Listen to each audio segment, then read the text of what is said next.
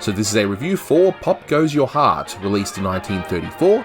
It's the 93rd in the series, and it's directed by Friz Freeling. There's no physical media release of this one yet, though thankfully a HD restoration has shown up. It's not a particularly great short, but it's nice to see these ones, especially these really obscure ones, get restored. In case you haven't seen this one, it's under copyright, so I can't show you the full thing here on YouTube, but there's really not much to it. It's pretty much Friz's attempt at doing a silly Symphony short, the series of shorts that Disney did that are a play on music, but here we just see winter turn into spring, we see the activities of a whole bunch of animals, and then later on we see our villain, well, quote-unquote villain, the bear that tries to get himself or herself some lunch and fails miserably, so there's that. But I'll go through the short anyway. Now, usually I put a re-edit of the commentary I did, but listening back to that one, I didn't really go too much into this short like I should have, so I'm going to be starting this review fresh. But later on, you'll hear from my good friend Manny Cruz, the Toonie Tenor, who will discuss the music because it's a Merrie Melodies short and it's music focused. So, without further ado, let's get right into the review. And you'll notice right away, when you see this short, it's very reddish and greenish, and that's because it's a 2-strip Technicolor short. Disney had exclusive access to 3-strip Technicolor for his cartoon shorts for about 3 years, leaving the other studios, if they wanted color, they could only have 2-strip. But thankfully, Friz uses it to his advantage here. This is not a great short. However, I do like the fact that at least with the limitations of 2-strip Technicolor, he's able to take full advantage of the red and green colouring. So as we open up, we see it actually looks rather blue, and I'm curious how they achieved that, because that would be pretty hard to do in 2-strip Technicolor, I would think, having the red and the green, but it's a nice little opening, and it's set up where we go from winter into spring, and we start seeing all these activities of various animals. So initially we see some hummingbirds just sing around. Nice timing, but this really isn't a funny haha short. There's a few bits in there that might make you chuckle, but we just gotta watch it as Friz's attempt at a silly Symphony short. It doesn't make it a whole lot better, but hey, at least we can see why he's doing what he's doing. Because Friz himself basically said that him and his crew would make a cartoon, then he would go and see a Disney cartoon, and would just walk away dejected. So my guess is that he really wanted to attempt to do what Disney was doing at the time. Then we see a little weird gag of the bird laying eggs. The bird is clearly looking like it's doing something else, so I'm actually a little surprised it got past the haze coat, because they can be petty at times, so they might have said, it looks like the bird's doing something else, but I don't know. Whatever. It's a weird gag. They're clearly counting the eggs and they shake hands. Okay, sure, why not? And we get yet another cycle of 4 animals in unison, and this time it's bees. If you're going to watch this short, one of the things to watch for is Friz's timing to the music. I mean, that's pretty much his specialty.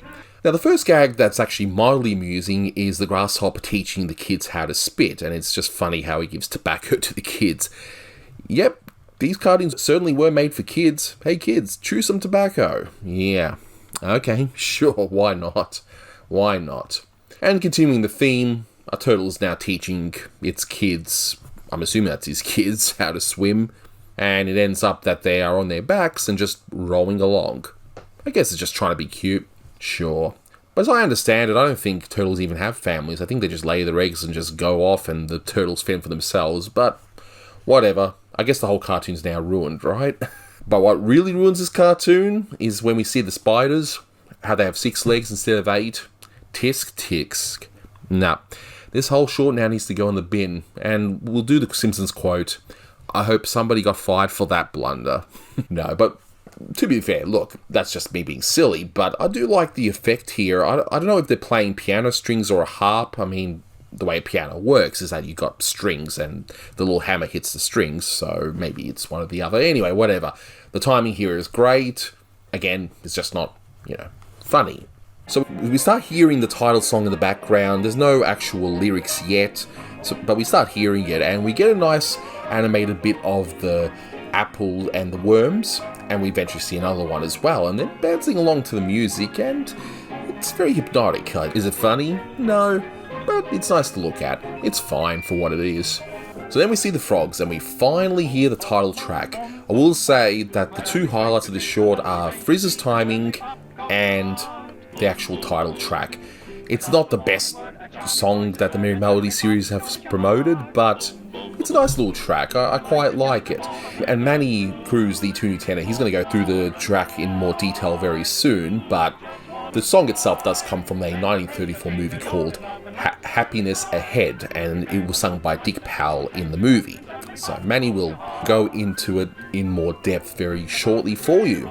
So we get a nice rule of 3 with the Swans. So we all know, okay, the swan eats a fish, and initially I thought, oh, okay, this is just going to be one of those bland background things that's just there just to fill time, but no, there's actually a point to it, thank goodness.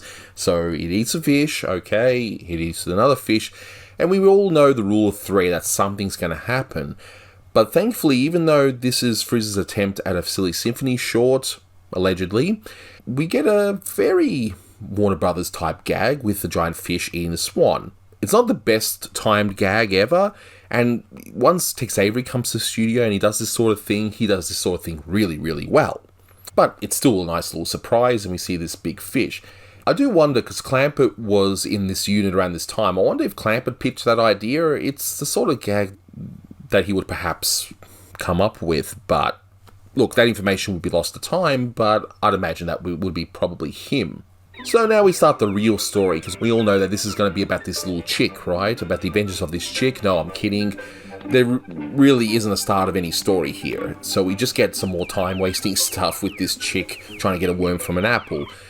But it's got some great character animation, that scene. And I believe Chuck Jones around this time was also involved, so maybe he had a hand in that part, I don't know, but regardless of who did this part, it's really nice animation. But no, I was kidding about the whole thing with the chick being the start of this story. We get the so-called real story with all these beavers, and we just see beavers building a dam, and then we see beavers playing a form of tennis with their tails, as all beavers tend to do. And we see our villain, because you can't have a Merrie Melodies short without a villain in the third act, and most of them pretty much do. Now, to be fair, they at least try and add some character to this bear, because when you see it, it's like, oh yeah, it's just going to be a generic bear, but it does a funny little gag where it tries to roar, but it has to clear his throat and put that stuff in his mouth, which I'm sure Manny is probably yelling right now going, it's this thing! So anyway, it's this item that he probably uses before he performs in an opera himself, but at least it gives the bear some sort of character. And again, I wonder if that's a Clampett idea. Maybe it is, maybe it isn't, I don't know, but still pretty good. That's probably the funniest bit of this short, I'd say. And we get a nice scene where the bear is trying to get that turtle, and then the turtle turns around, chomps his nose. It's kind of funny, but yeah, not the best gag, but whatever. Now, I have to say the beavers in this are kind of vicious in a way, and kind of bold. So you first have the bear being trapped in the tree, and one beaver, instead of running away like it probably should, he just decides to slap this bear in the butt, and it's such light tapping as well. It's very weird. And then you got another beaver, which is absolutely vicious, where he's like, you know what, we're going to drop this hive on this bear. And sure enough, the hive falls on the bear. The bear's attacked by all those bees. And the ending is very unexpected, because the whole thing takes place in the forest, right? So you'd normally expect maybe this bear to run away and all the animals live happily ever after or something, but no. It continues on. He runs into a farm. He rolls around in wheat. He then gets put into a hay baler, and he is subsequently killed. No, I'm kidding about the killed part. But he goes through the hay baler and runs away, and the farmer ends all confused, and that's pretty much it. I wonder if the farmer's just confused that the bear wasn't killed, but maybe the farmer's happy that he doesn't have to get the machine fixed and cleaned of all the bear guts. But in any case, I've been prattling on long enough, so my good friend Manny Cruz, the tuning tenor, he's going to discuss the music of this short and tell me exactly what that thing the bear sprayed in his mouth. So, take it away, Manny. Hi everyone, this is Manny Cruz, the tuning tenor, coming at you with the latest edition of It's Time for Manny's Music Time with music trivia for you today. Bum! For the 1934 Merrie Melody, Pop Goes Your Heart, directed by Friz. I believe Anthony was telling me a while back that for some reason Pop Goes Your Heart sounds like this title of like some death metal song. So as opposed to Pop Goes Your Heart, it's more like Pop Goes Your Heart with like crazy drums and like tons of guitars that are heavily distorted.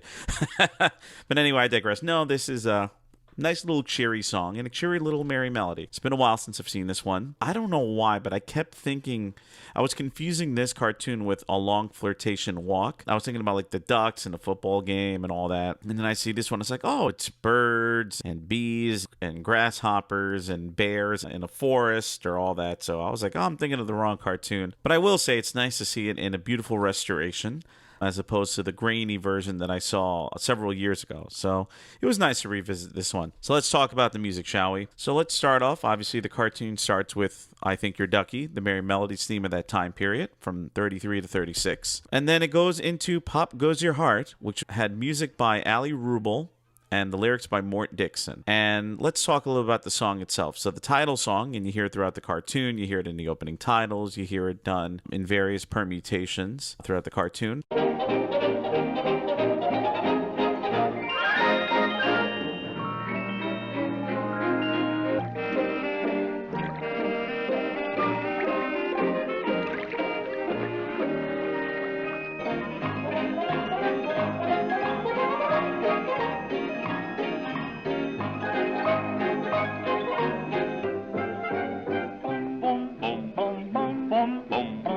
Unexpectedly, a lovely face you see, and suddenly pop goes your heart. Boom, boom, boom, boom. Presto change, you're in love, and life's a cherry pie. You can't amount to much, then someone's hand you touch, and suddenly pop goes your heart.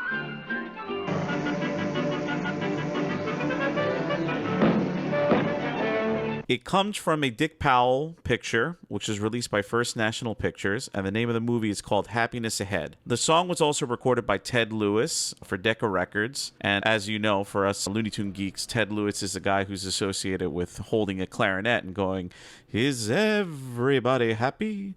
But yet, Dick Powell himself was the guy that made this song famous. And as for First National Pictures, that's a studio that Warner Brothers acquired in 1928, and they released some of their pictures before First National was dissolved into Warner Brothers in 1936. So let's talk about Allie Ruble and Mort Dixon. So let's start off with the composer of the music itself, Allie Ruble. His real name was Elias Paul Ruble. Allie's his nickname. So this information comes from the Songwriters Hall of Fame website, and I quote, Elias Paul Allie Ruble was born in Middletown, Connecticut on January 15, 1905. After attending Wesleyan University and Columbia University in New York, Ruble began his musical career as a saxophonist in dance orchestras, most notably with the Paul Whiteman Orchestra. Ruble started his own band and began writing his own material while touring through England and Europe. Shortly thereafter, he worked as a manager in film theaters and moved to Hollywood in 1934 under contract with Warner Brothers. While under contract with Warner's from 1934 to 1946, Ruble wrote songs for the film musicals, and I'm only going to list the musicals that have been spoken about in other Manny's Music Times and other Warner Brothers cartoons things.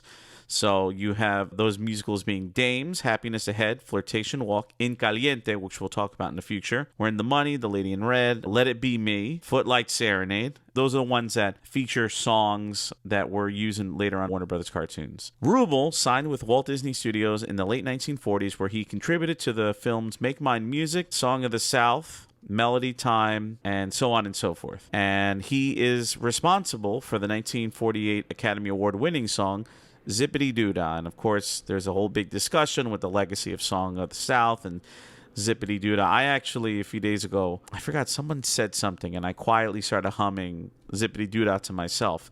I think somebody said, have a wonderful day, and I started, Zippity Doo-Dah, zippity day, my oh my, what a wonderful day to myself, and then realizing, A, nobody really knows that song anymore, and B, the legacy of the film itself, so good thing nobody heard me. Ruble collaborated with several lyricists, including Abner Silver, Herb Magnuson, Charles Newman, Mort Dixon being the lyricist for this particular cartoon song, Ned Washington, and Ray Gilbert. And as I said, some of the songs that Ruble is famous for, Zippity Doo-Dah, Pop Goes Your Heart, Mr. and Mrs. is the Name, Flirtation Walk, The Lady in Red, and so on and so forth. Again, I'm quoting, but I'm also jumping around what comes from this website. And Allie Ruble passed away on December 13th, 1973, in 29 Palms, California, end quote. So there's a little information about Ruble. I know in particular, whenever I think of him, I think of the songs In Caliente, well, the movie In Caliente. Actually, that's a song as well. And The Lady in Red, which are two particular pieces that are used a lot in Warner Brothers cartoons for scenes dealing with Mexico. And obviously, if a female character is in red, they play the Lady in Red. And obviously, once I get to that cartoon called The Lady in Red in 1935, I'll talk a little bit about that particular music more. And I'll probably tell you, hey, if you want to learn about Allie Ruble, go listen to Pop Goes Your Heart. Now, I previously spoke about Mort Dixon in the commentary for A Great Big Bunch of You, but if you want to hear it, it's short. I'll just repeat what I said here. So, Mort Dixon was born in New York City on March 20th, 1892. He was in the Army during World War I, and he was a vaudeville actor in New York City after the war, and he contributed to scores on various Broadway shows. And he also wrote film scores, including Flirtation Walk. He was responsible for the lyrics for the following songs that are related to Warner Brothers cartoon history. Nagasaki, I'm Looking Over a Four-Leaf Clover, Pop Goes Your Heart, duh. Mr. and Mrs. is the Name, The Lady in Red, and Would You Like to Take a Walk? And Mort passed away on March 23rd, 1956 in Bronxville, New York. So let's continue on. The next cue that you hear is called Butterfly Dance by Walter E. Miles. That's the music that you hear during the scenes with the hummingbirds, the nests, and the bees that are gathering the pollen. And I forgot just how charming this music is. And I mean, obviously the animation's a little crude, but it's always nice to look at.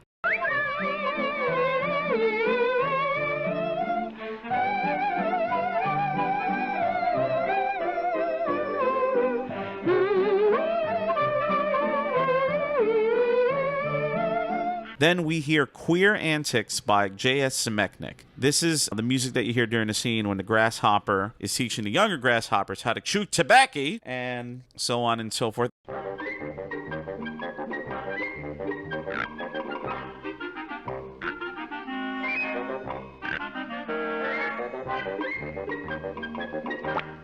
And you also hear a little bit during the scene with the turtles diving into water. And of course, I have to stop and say this, but there are 4 turtles in this particular scene. And I'm recording this commentary on May 5th, 2024, which happens to be the 40th anniversary of the Teenage Mutant Ninja Turtles. They debuted on this day in 1984 as a black and white comic book by Kevin Eastman and Peter Laird. So my Ninja Turtle and Looney Tune fandoms collide at the same time. So happy 40 years of turtle power, cowabunga dudes and dudettes. But yeah, these turtles in this particular cartoon, they're not named after Italian Renaissance artists. And they don't fight ninjutsu and eat pizza and fight a guy named after a kitchen appliance. So anyway, I digress.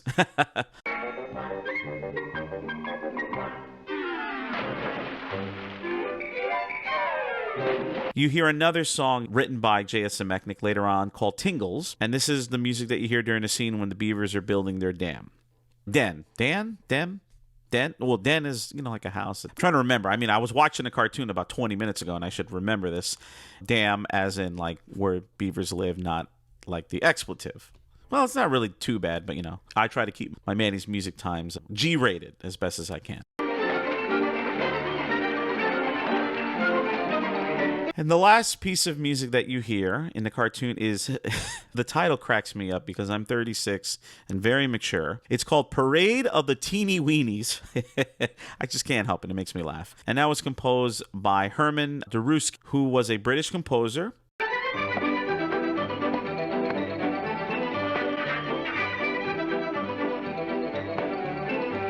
Brief history about him. He was born April 17th, 1883, same birthday as Daffy Duck. And he passed away June 2nd, 1947. He was trained in Vienna, Austria. He worked in London, and he was a composer. He was of Jewish background and composed songs here and there, but I really know him just for this particular piece because it has an incredible name, and I giggle like a little child because I'm very mature. What I want to bring up real quick, going back to the title track itself, Pop Goes Your Heart, is just, we talk about this all the time when we start talking about Carl Stalling and Milt Franklin. But this cartoon in particular really made me happy in terms of just how musical timbre was explored in the title track.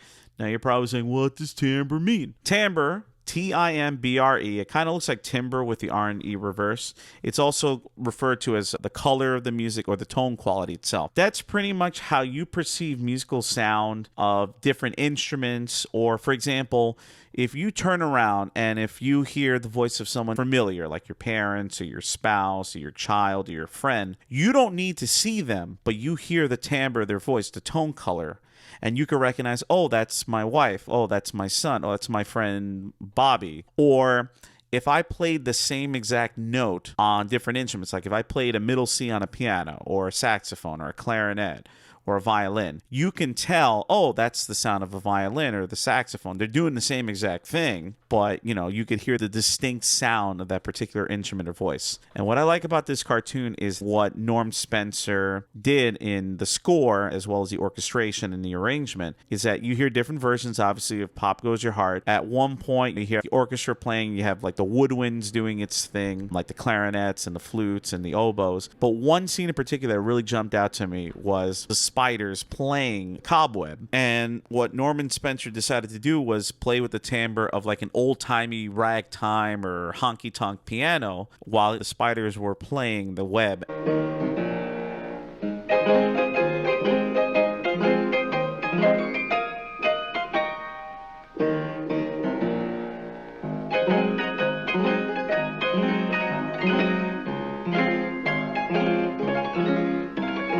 And I just thought that was just so neat. That's something that I kind of take for granted sometimes when I watch these early Merrie Melodies. It's like, oh yeah, you hear the same song over and over again. You hear the chorus and the verse and yada, yada, yada. But I like how they play around with the musical timbre and keep it interesting. I mean, in these Norman Spencer cartoons, I mean, it's famous for hearing the woodblock being played religiously throughout. But it's cool that, he was exploring the different timbres and tone colors available in the orchestra and kind of making the cartoon a little bit more interesting. I mean, this is not a cartoon that I'm going to write home about.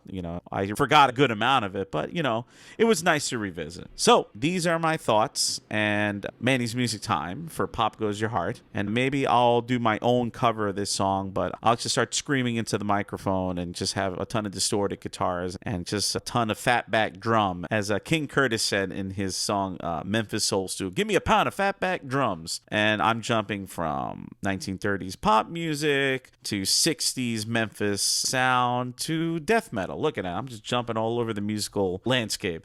So thanks for listening. It's always a blast to record for Anthony. Please follow me at the Tuny Tenor, TheToonyTenor, for more updates on my life as a working musician and as a multifaceted geek. You'll see me talk about Looney Tunes. You'll see me talk about Teenage Mutant Ninja Turtles, especially today, and not the 4 turtles in this cartoon, and all other musical stuff and who knows what. So thanks for listening, folks. Have a great day. Eat some pizza, cowabunga, and I'll see if I can imitate the gesture at the end of the card. Jester, not gesture. That's like you're doing something with your hands. The jester. That's all, folks. I think that's pretty good. Let's keep that in, shall we? Bye. That's all, folks. Thank you, Manny. Look, this isn't a great short. It's not particularly funny, but if you watch it in the lens of what Friz was trying to do, which A, promote a song, and B, try and do what Disney was doing because he was inspired by what Disney was doing at the time, it's fine for what it is. It's just not going to be a go-to short. But thankfully, this restoration looks really good. And you can see this wonderful detail in the backgrounds especially. And we also have some nice animation. But subjectively, I have to give it like 5 out of 10. It's okay. But I do recommend you watch it. Hopefully when it gets on physical media at some point. But that'll do it for this one. Thank you so much for watching. And until next time, take care.